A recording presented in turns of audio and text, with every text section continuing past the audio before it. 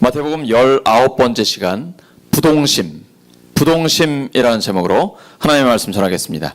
예수님께서는 산상수훈을 마무리하시면서 대조되는 두 가지를 세 가지로 비유로 말씀해 주셨습니다. 좁은 문과 넓은 문, 좋은 나무와 나쁜 나무, 그리고 반석 위에 지은 집과 모래 위에 지은 집, 이렇게 세 가지의 비유를 보여주십니다. 세 가지 다 공통적입니다. 선택에 대한 문제입니다. 지혜로운 선택을 하라는 말씀이시죠. 우리 하나님 말씀 몰라서 못 지키는 거 아니죠. 하나님 말씀을 다 알고 있잖아요. 하나님을 사랑하고 이웃을 사랑하라는 하나님의 말씀을 알고 있습니다. 근데 순간순간 선택해야 됩니다. 많은 사람들이 가는 넓은 문을 선택할 것이냐, 편안하고 쉽고, 아니면 별로 안 가지만 생명의 길로 인도하는 좁은 문을 선택할 것이냐. 세상 사람들한테 들키지만 않고 내 속에 있는 거 누가 알겠어요.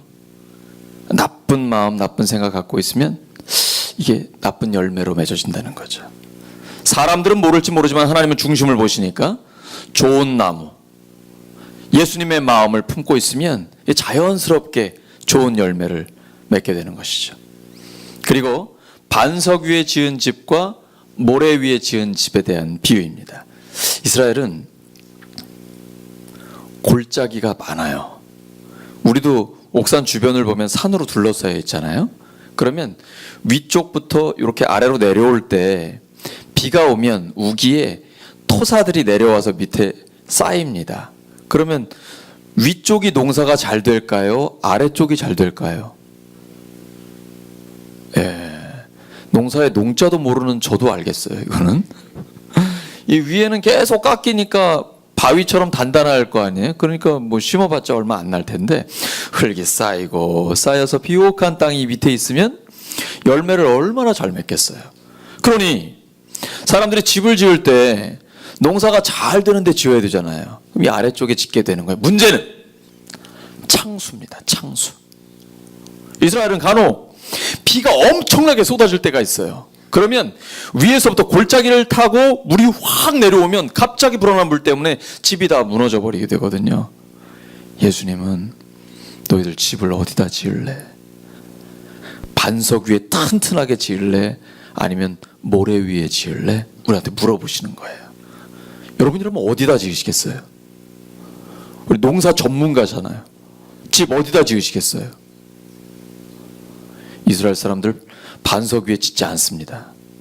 왜냐하면 이 창수라는 게 규칙적으로 오는 게 아니에요. 뭐 2, 3년에 한 번 오든지 아니면 몇 년 만에 가끔 오는데 그것 때문에 저 높은 데다 짓고서 농사를 지을 수 없잖아요. 알면서도, 창수가 날 걸 알면서도 비옥한 지역에 낮은 그 골짜기 있는 쪽에다가 짓게 되는 거예요.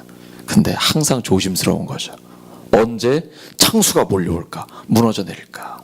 그런데 무너지지 않을 수 있는 방법이 있습니다. 그것은 기초가 튼튼하면 됩니다. 그 기초가 튼튼하다는 것은 말씀대로 사는 사람입니다. 오늘 본문 보시겠습니다. 20절입니다. 이러므로 그들의 열매로 그들을 알리라. 뭐 말을 많이 하고 거창하고 이런다고 되는 게 아니고 열매를 보면 알아요. 속일 수 없어요. 교회는, 성경은, 진리는 속일 수 없어요. 예수님께서 말씀하셨습니다. 성령은 진리의 영이라고 말씀하셨죠. 그래서 좋은 사람은 좋은 열매를 맺게 되어 있습니다. 하나님의 말씀대로 사는 사람은 말씀의 열매, 성령의 열매가 맺혀집니다. 그것은 눈에 분명하게 드러납니다. 하나님이 아시고 우리 모두도 확인할 수 있습니다. 성령의 열매는 무엇입니까? 갈라디아서 5장 22절 23절 말씀, 오직 성령의 열매는 사랑, 기쁨, 평화, 오래 참음, 자비라는 것은 친절함과 너그러움입니다. 제가 좀 할 일 많고 급하고 하면 토요일이 제일 분주하거든요. 그럼 제 딸이 그러는 거, 아빠 왜 이렇게 불친절해? 묻는 말에 왜 이렇게 딱딱해? 이러거든요. 정신 차려야지. 성령의 충만함으로 성령의 열매가 맺혀져야 되는데 제가 너무 분주했던 거죠. 근데 친절함, 이거 굉장히 중요한 겁니다. 성령의 열매예요. 너그러움. 그리고 양선이라는 건 선한 거죠. 사람 딱 보면 선한 거예요. 그런데 성경을 읽고 묵상하고 말씀대로 살아가려고 하면 자기도 모르게 얼굴이 변하게 돼 있어요.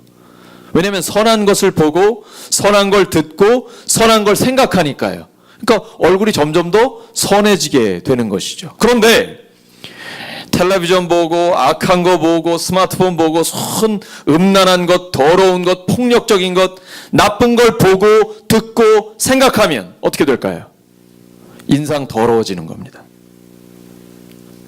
오늘부터 이제 거울을 잘 보셔요. 거울을 보셔서 지금까지는 어쩔 수 없어요. 그러나 지금 이후부터는 내 책임이에요. 선택이에요. 좁은 문이냐 넓은 문이냐, 좋은 나무냐 나쁜 나무냐, 반석 위에 굳건하게 서느냐 모래 위에 세워져 있느냐, 나의 선택입니다. 지혜로운 선택을 하시기 바랍니다. 옆 사람 축복해 주세요. 지혜로운 선택을 하시기 바랍니다. 앞뒤로 부탁하시기 바랍니다. 지혜로운 선택을 하시기 바랍니다. 지혜로운 선택을 하시기 바랍니다. 좋은 나무는 좋은 열매를 맺습니다. 그런데 신앙생활을 오래 하면 아는 게 많아집니다. 들은 게 많습니다. 여러분도 설교 엄청나게 많이 듣고 보시죠? 텔레비전, 스마트폰 통해서 뭐 한대수 목사 설교만 들으시겠어요? 보시겠어요? 엄청나게 많이 보고 들어서 너무 잘 알고 계시잖아요. 그러니까 어떤 표정을 지어야 되는지, 어떤 말을 해야 되는지 잘 아시잖아요. 속은 그렇지 않은데 이걸 가면이라고 하죠. 예수님께서는 이걸 외식, 위선자라고 했습니다. 겉과 속이 다른 것이죠. 신앙생활은 끊임없이 겉과 속을 일치시키는 겁니다. 예수님께서 우리를 위해 죽으시고 부활하셨습니다. 부활하신 주님이 우리와 함께 하십니다. 제자들의 발을 씻어주고 섬김으로 끝까지 삶의 모범을 보여주셨습니다. 언행 일치하셨습니다. 죽기까지 말씀대로 사셨습니다. 우리가 그 예수님을 믿고 제자로서 살아가기 때문에 점점 더 예수님을 닮아가게 되는 것이죠. 좋은 나무가 되시기 바랍니다. 좋은 열매를 맺는 우리 모두가 되기를 바랍니다. 그러면서 하나님께서 예수님이 충격적인 말씀을 21절에 주십니다. 주여 주여 불렀는데요? 저 주님 알고 성경도 알고 예배도 드렸는데요, 헌금도 드렸는데요, 왜 제가 못 들어가요? 누구 마음이에요? 누구 마음이에요? 천국에 들어가는 거 누구 마음이에요? 다시 한번 확인하셔야 됩니다. 천국에 들어가는 거 누가 결정하는 거예요? 사람이 결정하는 게 아니에요. 하나님이 결정하시는 거예요. 하나님의 마음에 들어야 들어가는 거예요. 내가 들어가고 싶다고 들어가는 게 아니에요. 예수님 믿고 싶어서 믿은 사람 없어요. 믿어진 거예요. 성경은 그래서 믿음을 선물이라고 해요. 헬라어로 카리스, 은혜라는 뜻도 됩니다. 은혜의 선물, 우리에게 주신 거예요. 믿어지게 하시고 예수님의 제자로 살게 하시고 하나님의 뜻대로 살게 하십니다. 주여 주여 하는 자마다 하나님 나라에 들어가는 거 아니에요. 오직 하나님의 뜻대로 행하는 사람이 들어가요. 이걸 오해하시면 안 됩니다. 그러면 내가 하나님 뜻대로 완벽하게 살아야 천국에 들어갈 수 있겠구나, 그런 사람은 아무도 없어요. 하나님은 우리의 중심을 보시는 거예요. 끊임없이 내 몸을 쳐 복종시켜서 하나님의 뜻대로 살고자 하는 몸부림, 방향 말이에요. 방향. 내가 완벽해서가 아니라, 완전해서가 아니라 하나님 뜻대로 살고자 하는 그 내 마음가짐, 올바른 마음가짐과 내 방향을 하나님은 보시는 거예요. 그리고 우리를 끝까지 인도해 주십니다. 걱정하지 마세요. 예수님이 이미 다 이루셨어요. 예수님이 다 이루었다 말씀하여 주셨습니다. 내가 할 수 있는 일은 없어요.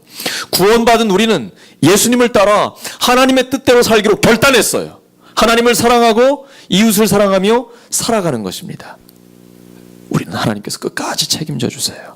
그런데 이 말씀, 하나님의 뜻대로 살아가야 하나님 나라에 들어갈 수 있다, 이 말씀이 마지막 비유인 반석과 모래에서도 동일하게 나오게 됩니다.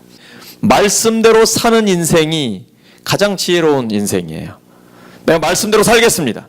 당장 손해보고 인간적으로는 뭔가 좀 부족한 것 같고 이래서 될까 싶은데도 말씀대로 사는 거예요.